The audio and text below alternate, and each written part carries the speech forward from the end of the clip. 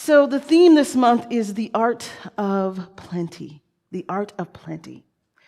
This is the season where we celebrate Thanksgiving and we see all of the images of the cornucopia and fullness and abundance, and yet we're looking around at a world that does not reflect that. And we're looking at our human brothers and sisters who are looking at not having enough, right?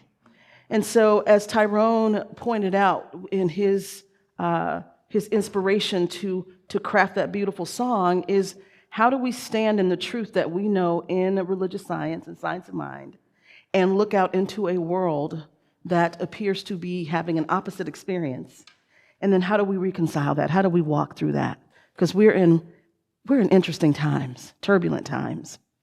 So let's talk about it a little bit. You know, last week I shared with you, or I retold the story that we all know from the Bible, Jesus and the blessing of the 5,000, right? Jesus and the 5,000. And so one of the things we talked about is how to see possibility where there's lack, because that's what he demonstrated in that moment, right? He saw that there were 5 loaves, 2 fishes, and he held it in his hands, but what he saw was the truth, that there was abundance. And so what I want us to do is sort of travel back to that story, because I'm going to use that again as we move now into how do we bless what is? What does that even mean, right? What does that even mean to bless what is? And what happens when we do that? And so if we go back to that story and get back into the energetic of it, right? Where Jesus is on this hillside, he has spoken, he has blessed people, people have traveled with him, it's dusty, it's dirty, people are hungry. And even though it appeared that there was not enough food, he had 5 loaves, he had 2 fishes.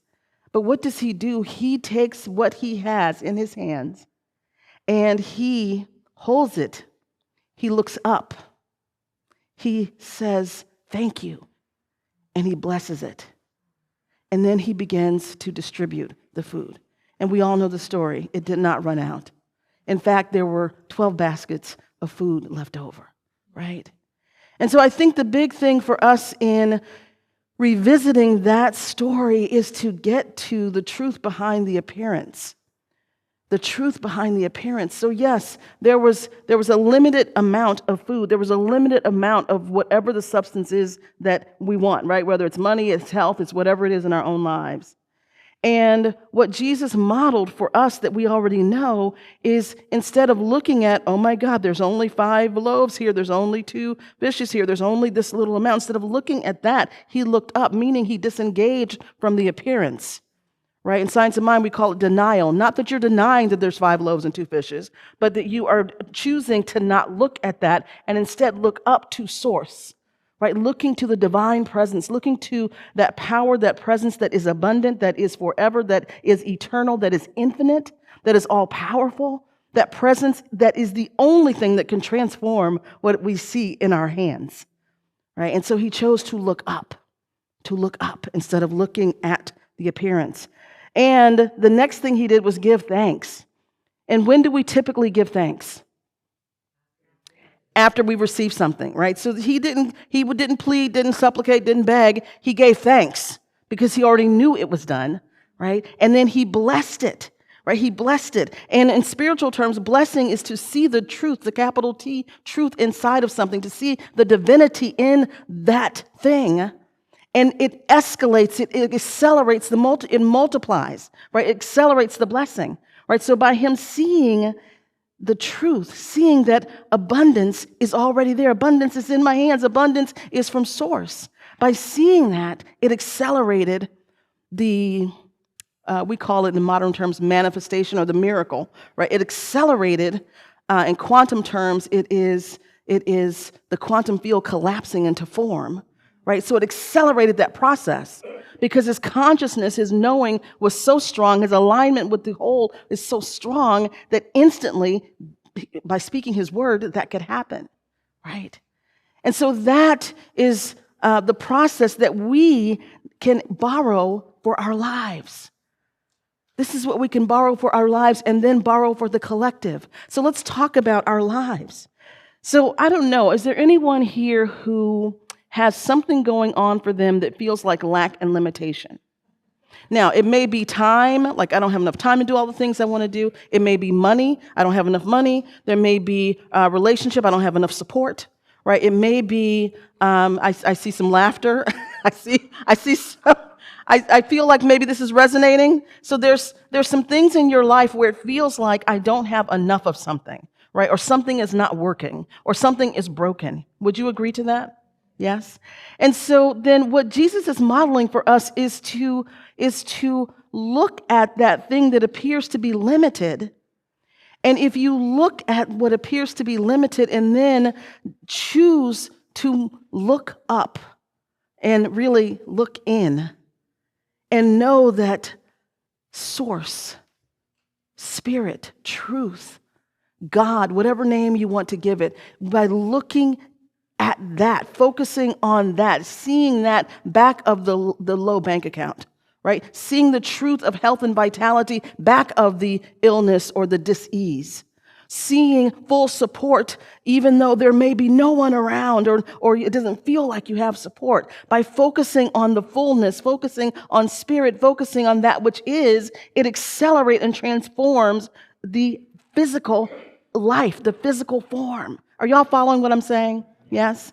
And so this is the practice that we need to move into, because here's the thing, y'all. What's happening right now, and not even right now, what I will say is that the external world, the world we live in, does negative blessing, like it lives in a negative blessing, which is called a curse, right? A negative blessing is a curse. It's the same thing. You're focusing on something, but instead of focusing on or seeing the divinity within something, a curse is seeing that which is limited and lackful and separated.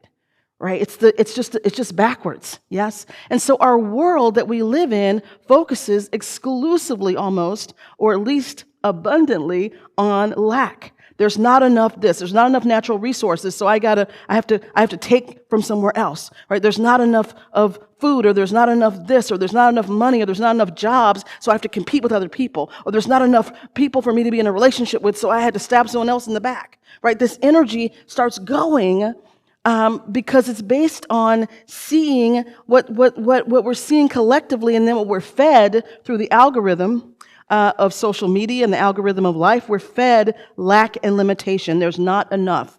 You're not good enough. You're not enough. There's not enough. You need to do all these things to make sure you have enough. You need to subjugate others and dominate others and take their stuff because there's not enough, right? You need to compete with others because there's not enough. That's what the world says.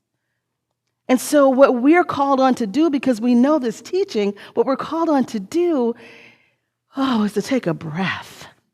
To take a breath. Yes, take a breath and just let that stuff go and look up. Look to source. Look to that presence, that power that created the cosmos, that created all things out of itself, that created this beautiful music that we heard this morning, that creates the breath in our bodies, that creates these intelligent systems that are our bodies, that created all of nature. Do you mean to tell me that the God that created all of that cannot fix this stuff that we see here? The God that created all of that cannot make your bank account abundant? The God that created all of that cannot heal your body temple, cannot heal your relationships? How is that possible? Right? How is that possible? And so this is what this season invites us into when we look at bless what is.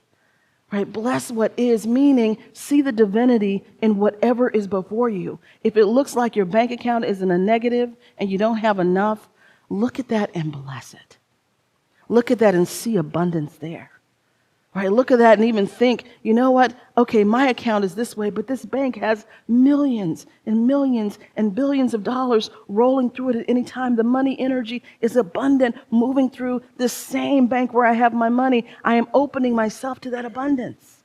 Right? I'm opening myself to that which already is existing.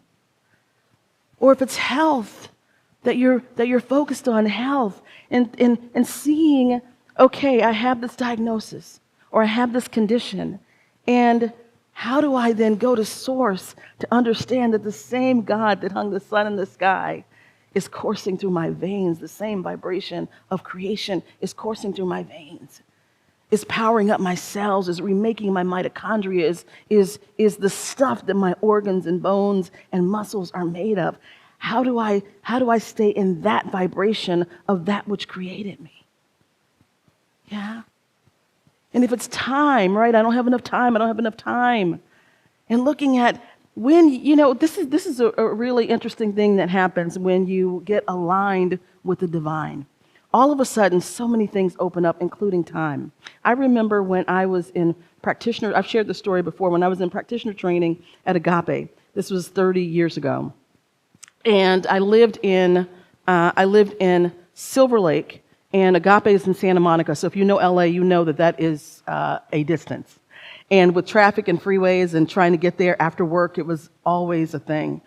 And one of the things that Reverend Michael talked about is how the more you are in God time, in God's space, the more time you spend in your spiritual practice and being aligned, that time collapses, right? You will have these times where time collapses.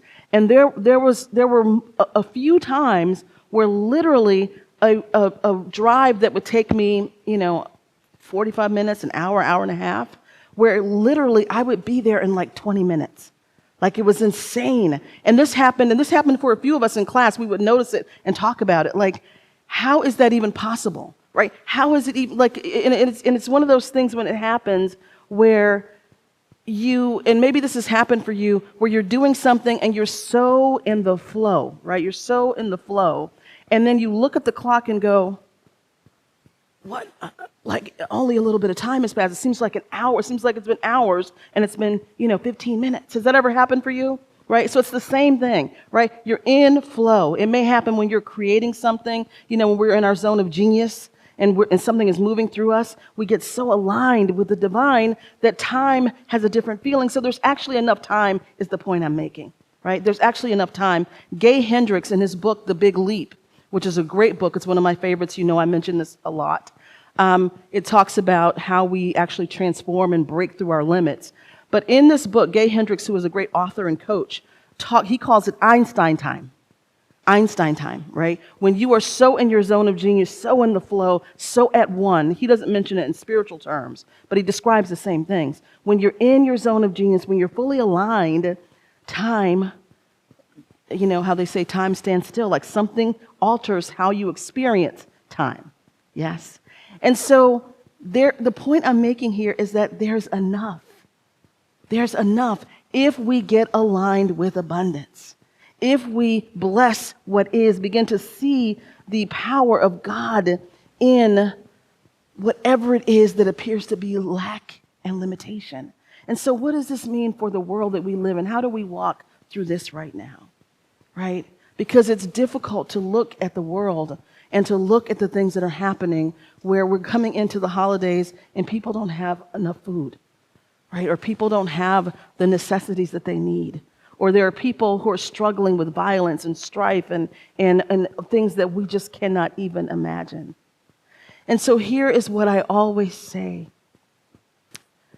If we want to change the collective, we have to change the individual. We have to change the individual, right?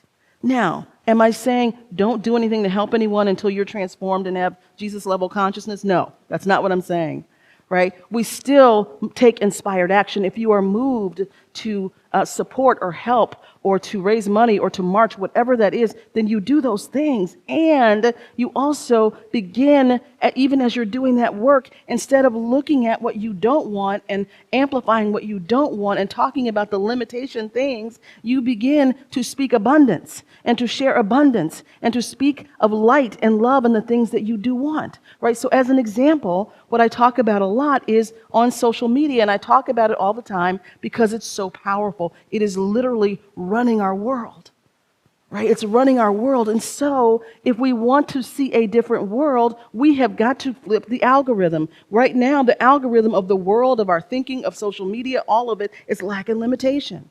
It only flips when each of us has a true understanding of the divine presence and of abundance. And when we live that way and we move that way, and then we post information and post things that are aligned with truth and aligned with abundance and aligned with God, when we begin to do that, then the algorithm changes. The algorithm is just energy, right? It's this connected energy.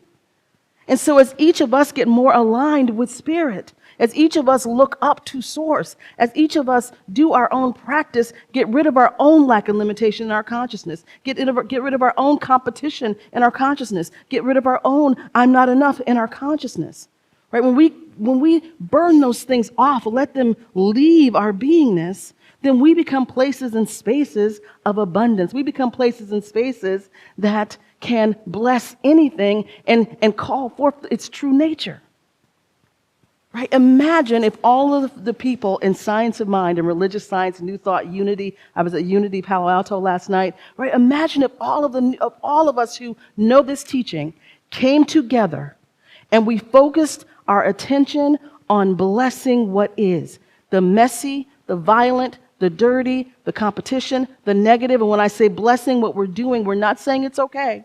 What we're doing is we're seeing the divinity within and we're calling it forth. We're so focused on it that it has to amplify. Because we already know how to do the opposite. We focus on the negative and it just amplifies. Right? We post stuff on social media about people we don't like and politics we don't like. We post it, but what we're doing is we're amplifying what we don't want. Right? We are literally making a vision. I always call social media a vision board. It's a vision board. Right? So whatever we're putting on there, and it may be with good intention, like I want people to know this horrible stuff that's going on, but what's happening is we're actually energizing and amplifying it. So it multiplies and it multiplies and it multiplies. And then the algorithm, from a human perspective, says, oh, well, there's much more money in all this negative stuff. So because there's much more money in all the negative stuff, from a human perspective, we'll just keep posting negative stuff. We could flip the algorithm if we chose to. Right? So that we focus on love, we focus on abundance, we share stories of plenty. We share stories of people helping each other. We share stories of people, just speaking to Tyrone's song, we share stories of people who may not look alike and have the same experience, but we're working together. Right? We recognize we're all one, for we're all born of the one. Right? And we begin to share that and live that, and it changes everything. Are y'all following me? Yeah. So this is how we walk through this, not by pretending it doesn't exist, by having toxic positivity. No, right? No, but we cannot escape doing our own work, and that's the piece I think people are missing. Somehow we think we can go out and we can march and we can do this and we can do that and we can do this and we can do those things, but it's not going to, we're in a different world right now. We're in a different time right now. It is not going to create sustainable change. Sustainable change starts with the individual transforming. It starts with us in this room waking up, getting aligned, moving from an inspired place and taking action. That is what changes the collective. That is what changes the collective, and there's no way around it. We're at a point now in history, we're at a point in time now where we can fool ourselves all we want by thinking, well, I can just throw money at this thing, but I don't have to do anything different. Or I can go out and march, but I don't have to look at my own stuff, right? Or I can go out and do and help all these other people, right? But I don't have to transform myself and really look at myself. And it feels good to help those people, and it feels good to be able to give and to march and do these things. But if you're not doing your own work, if you're not getting right with God within yourself, and when I say right, I mean in right alignment, if you're not doing your spiritual practice, if you're not really practicing this stuff, what are we doing? And then we wonder why history repeats itself. What's happening now is a reflection of our collective consciousness.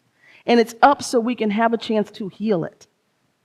And we keep circling, every however many years, there's all these different theories about, every 7 years and the great turning of the great age. I mean, there's all these different, models about what's happening, but we just keep circling the same thing because individually we've not flipped enough to collectively shift. It's happening though, right? Because it doesn't take everyone to flip the algorithm. It just takes critical mass. It takes critical mass. It doesn't take every single person's not going to get it, but everyone in this room gets it or you wouldn't be here. right? And everyone in this room knows how this works because I know you. I've talked to you. I've had coffee with you. I've worked with you. I've taught you. I've been in classes. I've shared with you. I've retreated with you. I have been with you. I know the transformations that each of you have had in your life.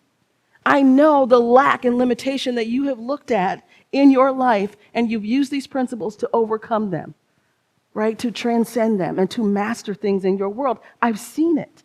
That's why we're here.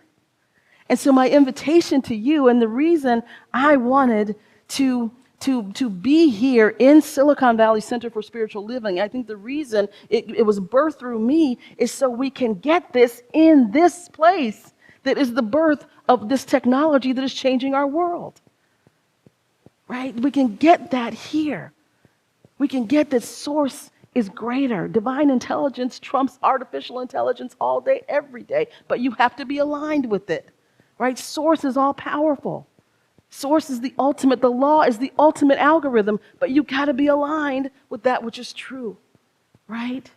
And so that's what we're doing here. And that's why I love this place. And that's why I wanted to birth this place so we can be together and transform, and we can be part of a collective that helps flip everything else. Are y'all with me on this? Yeah, this is what we're here for, y'all. This is why we're here. This is why I'm here. I was doing fine in Scottsdale on the golf course with my business. I was doing just fine helping my corporate clients, just fine. And now here I am in this beautiful theater in Nelson Hall at Campbell UCC. And I love every single minute of it because I love y'all so much. And I'm so glad we're on this journey together. It is crazy. It is bumpy. We signed up for it. You know I don't like roller coasters, so I'm glad I got my people with me, right? But this is why we're here. And so I'm so glad you're here today. I'm so glad you show up on Sundays. I'm so glad that we learn together, we grow together, we break bread together. And this is just the beginning, y'all. This is just the beginning. So let's turn within, shall we?